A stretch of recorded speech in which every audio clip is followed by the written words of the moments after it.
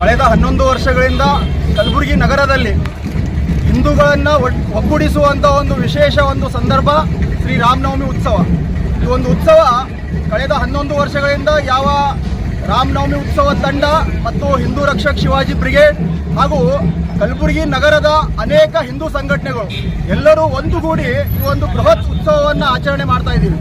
ಈ ಒಂದು ಉತ್ಸವದಲ್ಲಿ ಅನೇಕ ವರ್ಷಗಳಿಂದ ಕಳೆದ 11 ವರ್ಷಗಳಿಂದ ಇಡೀ ಕಲಬುರಗಿ ನಗರ, ಜಿಲ್ಲೆ ಮತ್ತು ಅಂತರ್ರಾಜ್ಯಗಳ ಅನೇಕ ಹಿಂದೂ ಸಹೋದರರು ಈ ಒಂದು ಉತ್ಸವದಲ್ಲಿ ಭಾಗವಹಿಸಿ ಹಿಂದೂಗಳ ಏಕತೆಯನ್ನು ಪ್ರದರ್ಶಿಸುತ್ತಿದ್ದಾರೆ.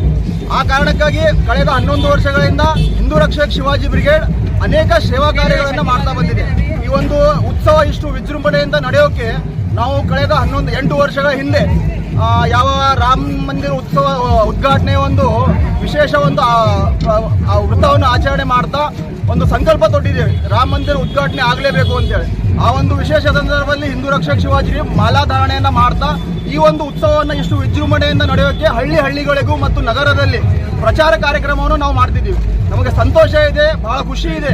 ಈ ರಾಮನವಮಿ ಉತ್ಸವ ತಂಡದ ಜೊತೆಗೆ ಹಿಂದೂ ರಕ್ಷಕ್ ಶಿವಾಜಿ ಬ್ರಿಗೇಡ್ ಇಷ್ಟು ಅದ್ದೂರಿಯಾಗಿ ಕಾರ್ಯಕ್ರಮ ಮಾಡಲು ನಾವು ಸಹಕಾರ ಮಾಡ್ತಾ ಇದ್ದೀವಿ ಅಂತೇಳಿ ಕಳೆದ 11 ವರ್ಷಗಳಿಂದ ಅನ್ನದಾಸೋಹ ಇರಬಹುದು ಮತ್ತು ಮಜ್ಜಿಗೆ ಸೇವೆ ಇರಬಹುದು.